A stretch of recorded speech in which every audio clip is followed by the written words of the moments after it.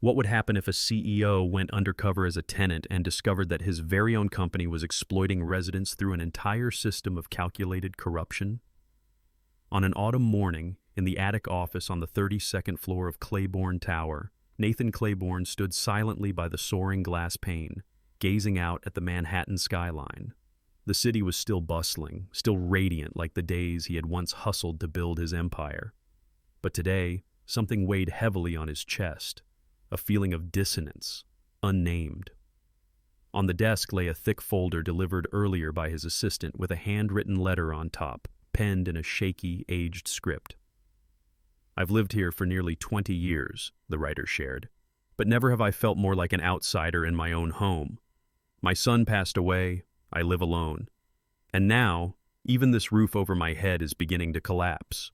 Nathan froze as he read the part where the elderly woman had been charged 3 times the maintenance fee for services never rendered. Inside the folder, dozens of similar letters had come in from Vista Crest, a luxury residential complex he once hailed as the crown jewel of Claiborne properties. The regular reports from the building manager, Darren Tate, insisted everything was running smoothly, that residents were simply complaining out of habit. But what Nathan held in his hands told an entirely different story. A photo of an inflated invoice showed a stamped signature of approval, and it bore his name, Nathan Claiborne. He frowned. The handwriting was so convincing that had he not spent years perfecting his own signature, he might have believed it was real. The air in the room suddenly felt colder. Not from a breeze, but from the realization that something was being concealed within the very system he had built with sweat and principles. Nathan had always believed in processes, in layers of auditing and scheduled evaluations. But this time his instincts told him this wasn't a technical error. This was the sign of something deeper, more rotten. Something he could only uncover by stepping down, away from the chairman's chair and seeing things without the lens of power. He turned around, his gaze sharpening as it landed on Darren Tate's photo on the organizational chart. And in that clear heartbeat, he knew what had to be done. On his computer screen, Nathan opened the Vista Crest website, and with a single click, he began filling out a rental application. Under a new name, Julian Ross. Everything was just beginning. 10 days later, a man with a scruffy beard, wearing a faded khaki jacket, thin-rimmed glasses, and an old leather messenger bag, walked through the lobby of Vista Crest. His face no longer bore the sharp intensity of CEO Nathan Claiborne, but instead carried the weariness of an out-of-work writer searching for a quiet place to finish an unwritten manuscript. He introduced himself as Julian Ross, occupation, freelance writer, income, just enough to rent a 1-bedroom apartment, no elevator, on the 15th floor. The receptionist, a young woman with a tired smile, greeted him with a mechanical tone. "Please note the listed price on the website has changed. There's now a 15% market adjustment fee, plus a utility charge, an application processing fee, and a community enhancement surcharge." Nathan did not react. But inside, each of those numbers struck directly at the pricing system he had personally signed off on less than a year ago. All these added charges were unauthorized, and what was worse, they were delivered as if they were obvious, reasonable, and non-negotiable. When he entered the sample apartment, he remained silent, just observing. A crack ran along the ceiling, yellow stains peeked out from behind the curtain, and the kitchen showed signs of a leak. Everything felt like a dissonant melody, out of tune with the luxury that Vista Crest once promised. But what made Nathan feel suffocated was not the deterioration, but the warped familiarity. This was once the place where he and the design team argued over each floor tile, each plant chosen for the hallway corners. Now those lush green planters had become nothing more than dry soil and a few wilted leaves.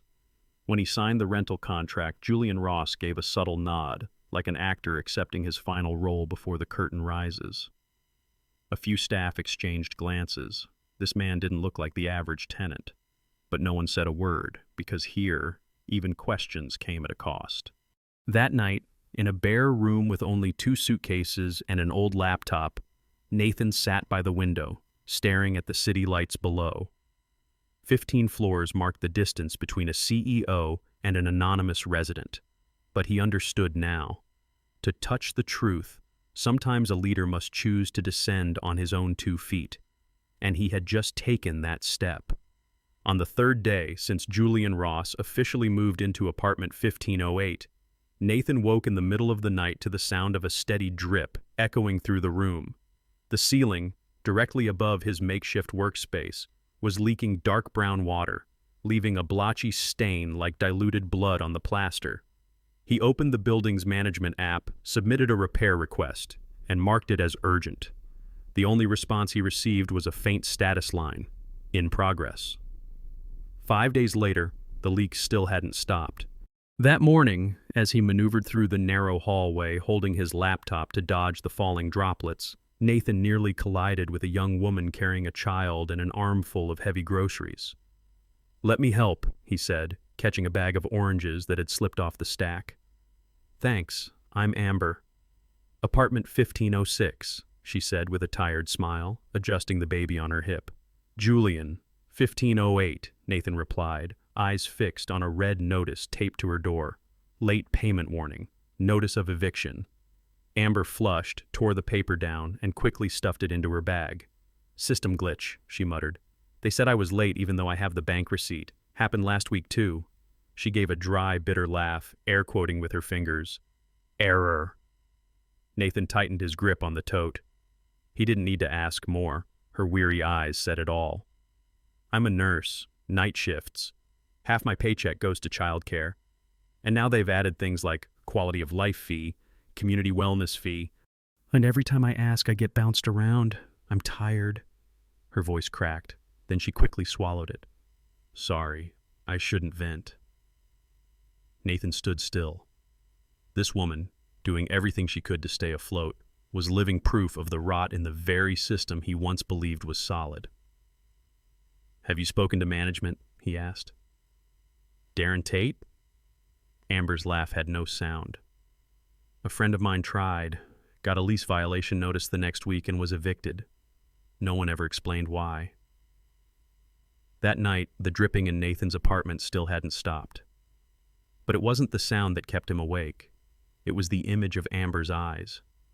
Eyes of someone far too familiar with injustice, yet still forcing herself to stand tall so she wouldn't fall in front of her child. Vista Crest had once been a symbol of what it meant to be a great place to live. Now, it was a stage for puppets being pulled by strings of greed. Nathan clenched his fists. He had no doubts left. He knew he had to go deeper. And no one could know he was here.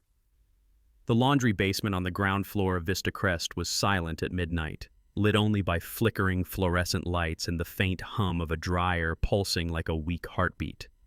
Nathan hadn't planned to do laundry at that hour, but the suspicions crowding his mind had robbed him of sleep, and he needed an excuse to descend to one of the least observed places in the building. As he loaded his clothes into the machine, a soft sound made him freeze. Footsteps. A familiar female voice whispered, "Are you sure? If we're wrong." "We're not," replied a deep, steady male voice. "I cross-checked every number. The system's being exploited in plain sight." Nathan pressed himself against a row of dryers, holding his breath. Through a narrow gap between two steel units, he saw Amber holding a laptop beside Troy, the retired veteran from apartment 1612, broad-shouldered with a limp and razor-sharp eyes. "Look at this chart," Troy murmured, pointing at the screen.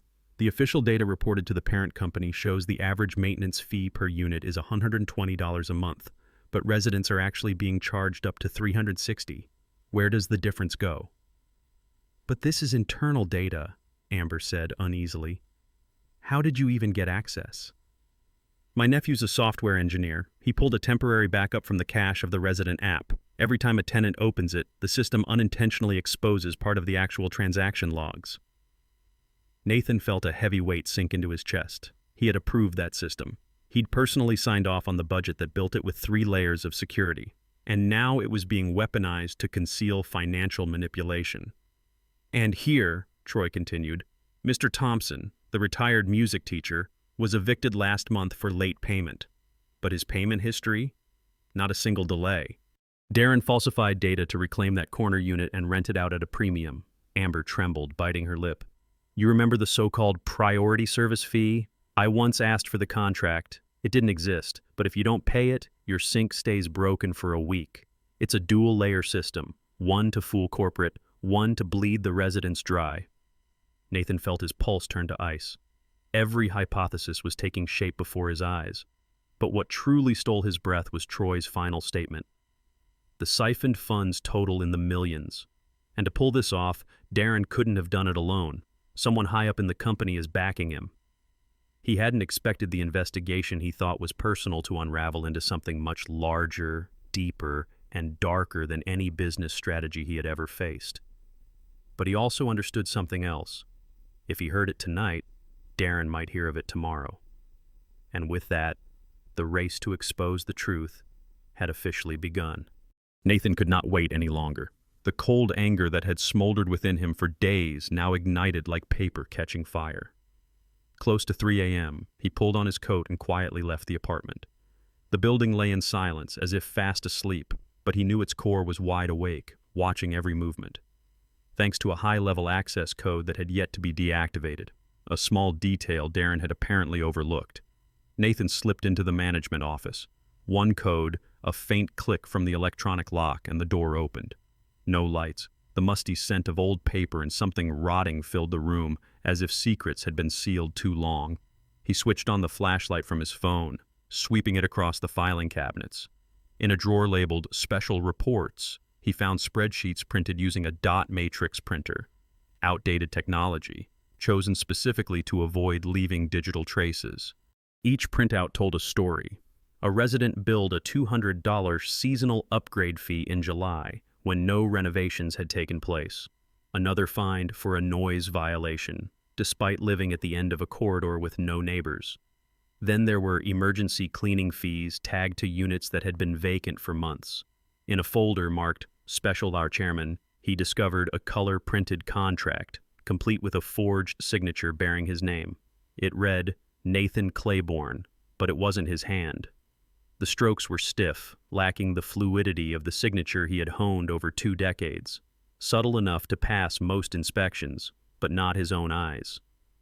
He clenched the file and opened his personal laptop, connecting to the internal network. From there, he traced phantom wire transfers routed through shell corporations, Core Elite Partners, Libra Asset Logistics, and finally, a chilling name surfaced.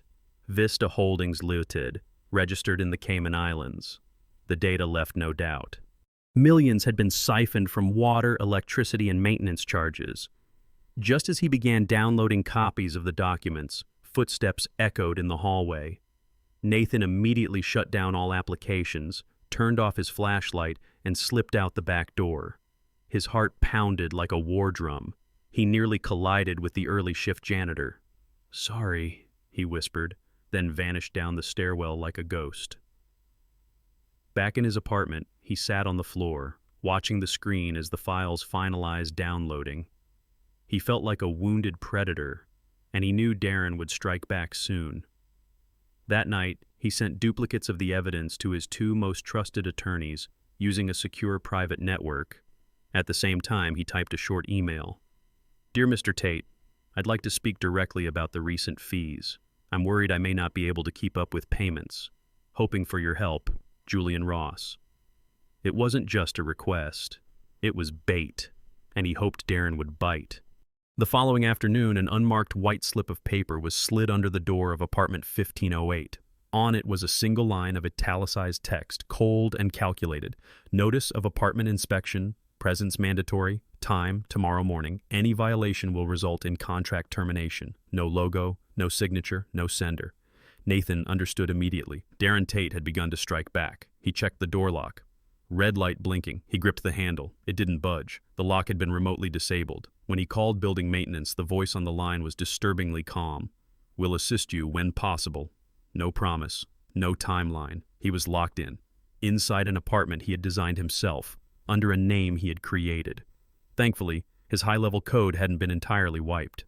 After 3 failed attempts, he managed to unlock it via the emergency override. When the door clicked open, he didn't step out immediately. He stood still, scanning the hallway. A small red dot blinked on a newly installed camera, now equipped with audio recording. Down in the parking garage, he found Troy standing next to his battered sedan, all four tires slashed, the doors scraped like they had been clawed. "Fifth time," Troy muttered, snapping photos with his phone. "Every time I file a complaint, my car gets into an accident. Just a coincidence, right?"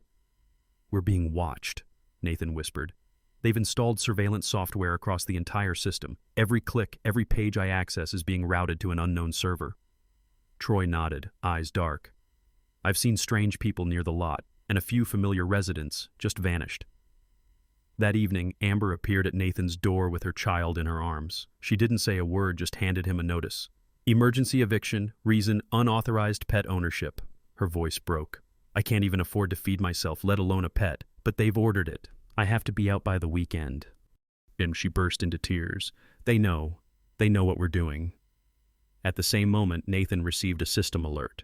Internet access at apartment 1508 would be terminated in 10 minutes due to suspected unauthorized activity.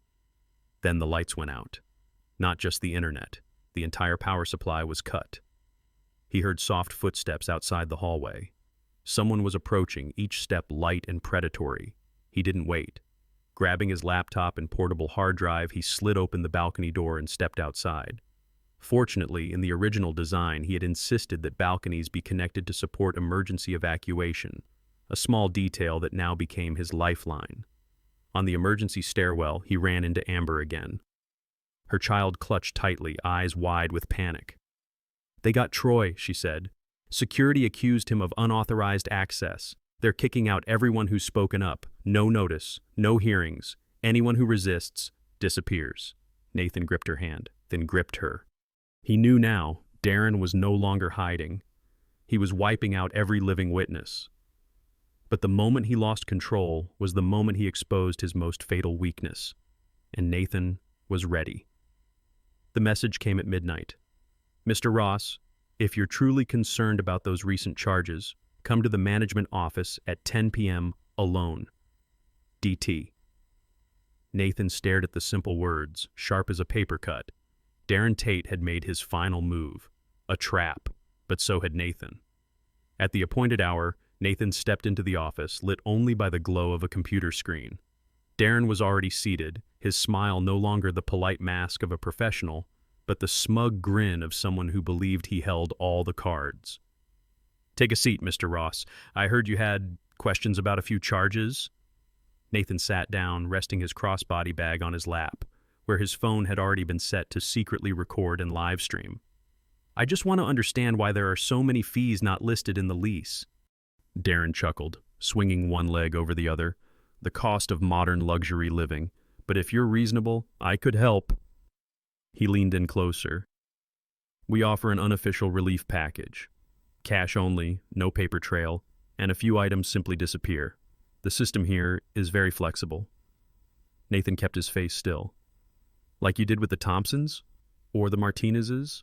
Or when you transferred millions from Vista Holdings into offshore accounts in the Caymans, correct?" The room fell cold. Darren leaned forward. "Who are you?" Nathan didn't answer. Darren turned the monitor toward him. Facial recognition from the building system lit up the screen, the name glowing.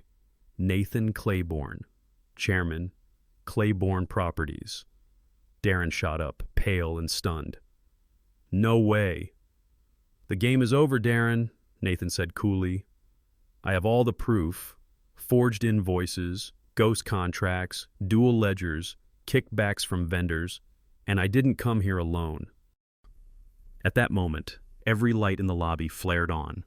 Through the frosted glass, a team of federal agents burst in, led by a man whose sharp gaze Nathan knew well, Troy, now revealed as undercover federal agent Noah Strickland. "Federal Financial Crimes Division," Troy declared, flashing his badge. "We've been watching you for months. Getting thrown out of the garage last week gave us the final legal pretext for a full search warrant." Darren panicked, lunging toward the computer, but Nathan was faster. He held up a small USB drive. "A full copy of your database. And by the way, the transfer you just made 7 minutes ago, also saved." "You don't get it," Darren screamed. "It's not just me. Someone higher up, Marcus Lang, the deputy auditor. He's being questioned as we speak, a woman's voice interrupted. Amber stepped in, now wearing an FBI-issued coat. He confessed everything. And no, I'm not a nurse. I'm a deep-cover financial investigator for the federal government. Darren collapsed, face drained of color.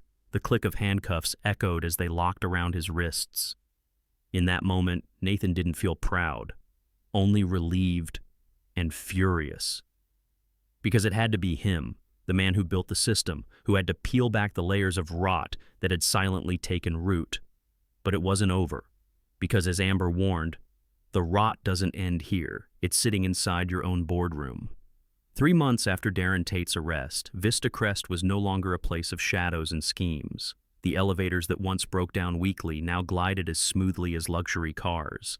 Greenery returned to the hallways, benches were scrubbed clean, and soft golden lights bathed every floor evenly. But the biggest change wasn't on the surface. Nathan Claiborne stood before hundreds of residents in the newly renovated community hall, a space once declared under indefinite renovation, under Darren's management. He didn't wear a suit.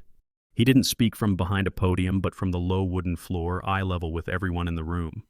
"Today," he began, his voice deep and steady, not like a CEO, but like a man starting over, "I am announcing that every resident who was wrongfully charged will be fully reimbursed with interest."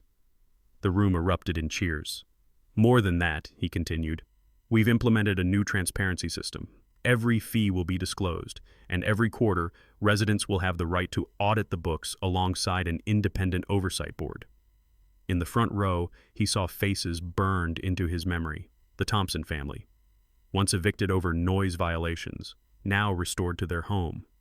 Mr. and Mrs. Jong, the elderly couple tricked into signing a fake contract, now sat as board members of the Residents' Council. And Amber, the single mother who had once knocked on his door in the middle of the night, now stood as the elected president of the Residents' Association, legitimate and deeply trusted. But this, Nathan lowered his voice, isn't just a story about money. It's a story about trust, about a company that forgot the most important thing: real people, real lives, real fears. Today, we're not asking to be trusted again. We're working to be worthy of it.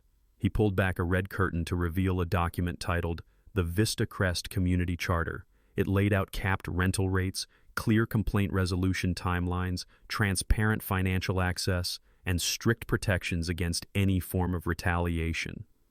After the ceremony, Nathan returned to apartment 1508, once the leaky, crumbling home of Julian Ross. Now it had been transformed into a community hub, complete with a reading corner, free legal advisory tables, and a bulletin board run by the residents themselves. Inside, Amber was helping an elderly resident file a complaint online using a tablet. "Quite the change, huh?" came a voice behind him. Nathan turned to see Troy, now fully recovered, dressed in a sharp suit holding a thick investigation report. Darren and Marcus both confessed. Total fraud, over $15 million across 3 cities and 6 buildings. But more importantly, your reform model is being considered for rollout across the industry. Nathan nodded, but then Troy pulled out another folder. This is the part that's going to make you truly angry. Guess who recommended Darren? Jonathan Pierce, Senior Vice President at Claiborne Properties. And he's not the only one. Nathan took it in silence. On every page were names he had once met with, signed documents with, trusted without question. That evening, he didn't return to his high-rise office. He sat instead on the rooftop garden, now growing fresh vegetables for the community, watching children run between tomato vines and Mrs. Thompson washing her hands under a new, clean tap. "When I first moved back," she said with a warm smile, "I thought all this was just PR. But now I believe, because you chose to start down here, not up there." Nathan said nothing. He accepted a ripe tomato she handed him, took a bite. It was sweet, and somehow peaceful. On an early autumn morning, the city glowed in shades of gold and crimson as leaves blanketed the streets. At the top floor of Vista Crest, once the shadowy command center of Darren Tate, now stood Nathan's new office. not a management headquarters, but the Claiborne Community Innovation Center. A glass-walled space opening onto a rooftop where children played, seniors practiced Tai Chi, and students worked beneath trellises of climbing vines. Nathan was reading internal reports from other properties under Claiborne Properties. In just 3 months since launching the Vista standard, tenant turnover had dropped by 60% and satisfaction rates had climbed to near perfection. But what moved him most were the stories that didn't show up in charts: the elderly couple who no longer trembled each time a letter arrived, the single mother who could finally afford to send her child to art class, the veteran who no longer had to wait 6 weeks to get a leaking faucet fixed. His phone buzzed with a message. 10:30, special board meeting. The location, the old headquarters, a place that no longer felt like being above. He stood up, carrying a thick folder, filled with evidence, investigation reports, and a list of names of those who had enabled or ignored wrongdoing for years. In the boardroom, Jonathan Pierce and several other executives were already seated. No one stood as he entered, but their eyes were alert, wary. He placed the folder on the table, light as an envelope, yet its weight made the air turn dense. "We're going to cleanse," he said simply. "Those who close their eyes to the suffering of our residents will no longer sit at this table." From today on, Claiborne Properties is no longer a real estate empire. We are stewards of trust. No one dared to object. At the same time, a community fair was in full swing at Vista Crest. There were free baking stations, children's skill-building classes, a mobile clinic for the elderly, and a legal aid corner run by volunteer law students. At the center of the courtyard, a bamboo board hung with a message carved into it. "Thank you for seeing us as people, not just apartment numbers." Below it were dozens of handwritten signatures, crooked, mismatched, but real, like the lives they represented. On the rooftop, Nathan strolled slowly between rows of tomatoes, basil, and green onions. A little girl ran up, pressed a freshly picked eggplant into his hand, and beamed, "You're really good at growing stuff." He chuckled, nodded, and looked out toward the horizon. Crestwood, or more truthfully, Vista Crest, was no longer just a building. It was a symbol, not merely of collapse and rebuilding, but of a timeless truth. When you choose to see others as human beings instead of revenue streams, miracles begin to happen. As he left the rooftop, the ID card reading Julian Ross in his wallet had faded with time.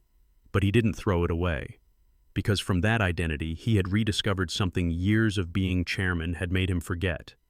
That empathy is the one thing no system can fake, and the one thing that can never be stolen. In real estate, profits are often made by optimizing every number. But Nathan Claiborne proved that true value doesn't lie in a balance sheet, but in the trust of the people living behind each door. Because a company is only truly strong when it knows how to listen to the faintest voices within its system. If you believe that justice sometimes begins with the quietest actions, hit like and subscribe so you don't miss powerful true stories like this one. And don't forget to leave a comment with the words, "Choose Justice," as a reminder that change sometimes begins by having the courage to look within.